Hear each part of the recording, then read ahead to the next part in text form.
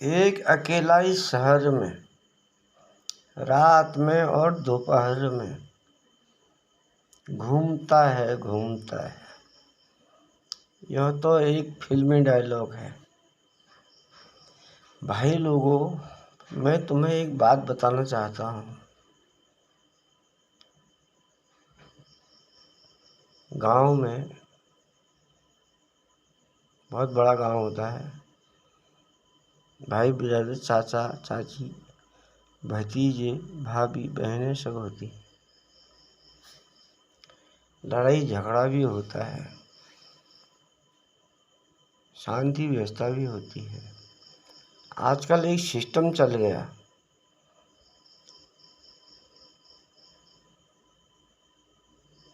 कि गांव छोड़ो पलायन करो, प्रिंस में जाके 2 कमरों का एक घर बना लो।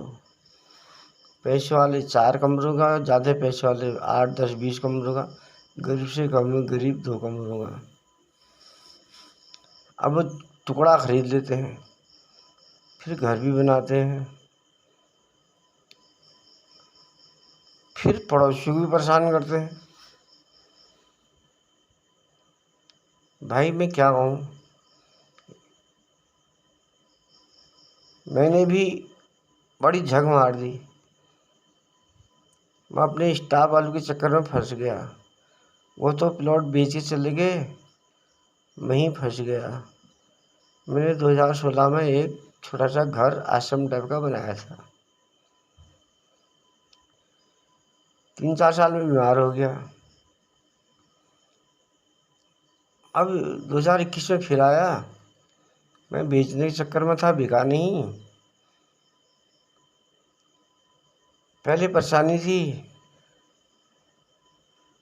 बिका नहीं। अब थोड़ा परेशानी कम हो गई थी, तो हमने कहा छोड़ो, क्या बेचें। अब मेरे घर के सामने एक व्यक्ति ने मकान बनाया है। अब वो कहता मैं गरुड़ का जोशी हूँ, ये हूँ सो हूँ, पत्रकार हूँ, जिन्हें क्या क्या हूँ। उसका लड़का कहता मैं दिल्ली में CBI में हूँ। पहले हफ्ते कहता मेरी नौकरी लगा दो, अब कह रहा मैं CBI में हूँ। अरे छोड़ो, मुझे क्या लेना है।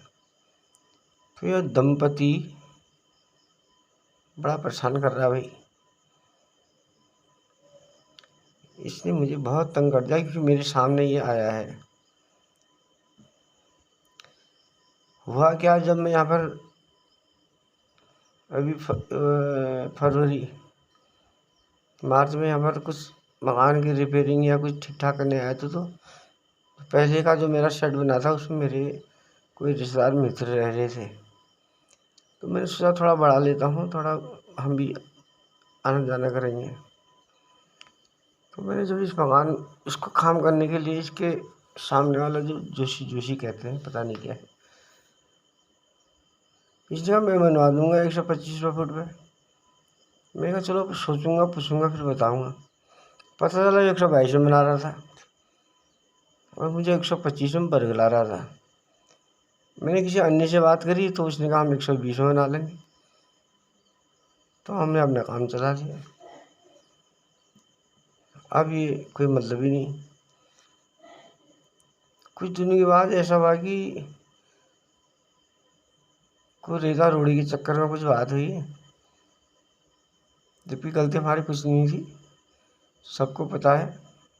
इसने 350 रुपये ठग लिए। लोगों ने कहा दे दो यार, कहाँ चक्कर में पड़ो, उसे गंदा आदमी, दे दिया।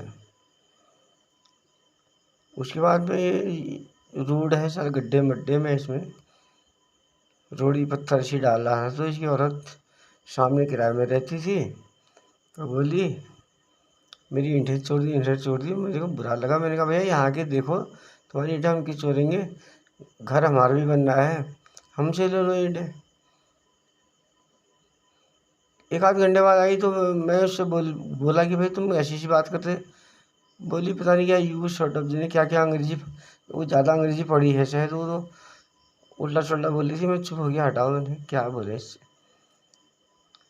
2 बातें हो गई। तीसरी बात ऐसी हुई,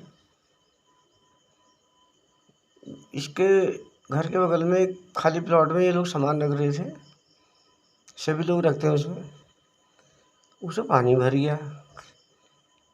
ये सुबह 8 बजे आया तो 8 बजे से 10 बजे तक गाली देने में था, मुझ पर शक करके, और मुझे ही गाली दिया था। मेरी तबीयत कुछ ख़राब थी, मैं बाहर निकला नहीं, बिस्तर पर लेटा था, मैं समझ भी नहीं पाया। जब 10 बजे इसका ठेकेदार लेबर फेवर आए, ये उनसे भी हल्ला गुल्ला कर रहा था।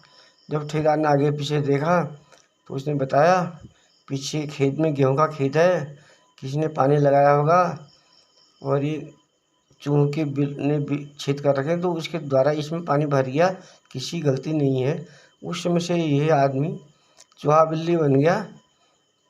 इसकी बोलती बंद हो गई, बात खत्म हो गई साहब।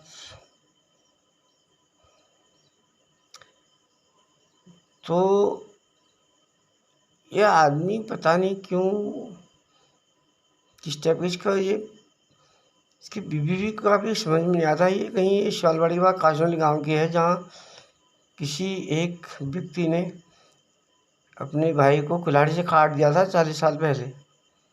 तो उसी परिवार से संबंधित ये औरत भी है, तो उसी टोन में ये बात भी करती है, गंदी मंदी बात करती है। पता नहीं यहाँ पर दादागिरी, ये सोचते हैं क्या क्या, भगवान जाने। औरत है करके कोई बोलते नहीं, छोड़ो। तो ये आदमी ने जब 2 घंटे वो पानी से गाली दी, फिर गोल हो गया। ये कुछ दिन पहले की बात है।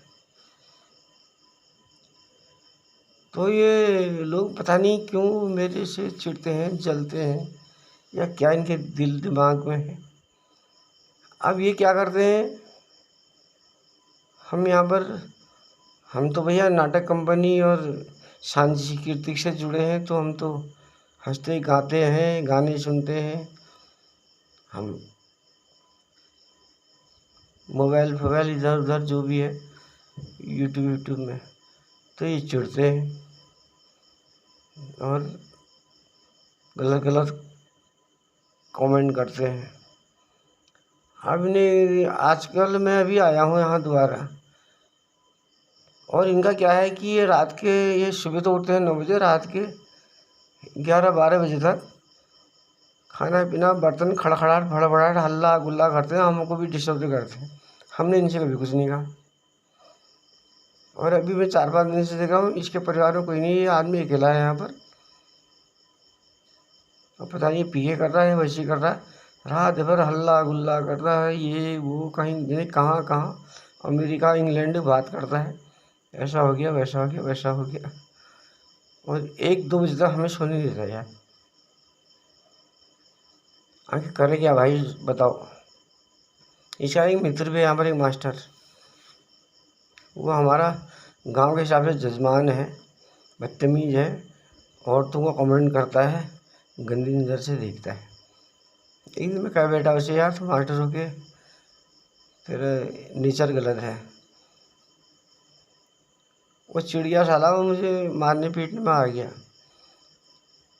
तो एक दिन उसमें हाथापाई कर दी, जिसकी रिपोर्ट सूचना तिवाड़ी में पड़ी है। वो कहती है पुलिस केस करो। मैंने कहा सर मास्टर है, बच्चे हैं, छोटे छोटे इलाके का है, कल को बदनामी में जाएगी, क्या करें।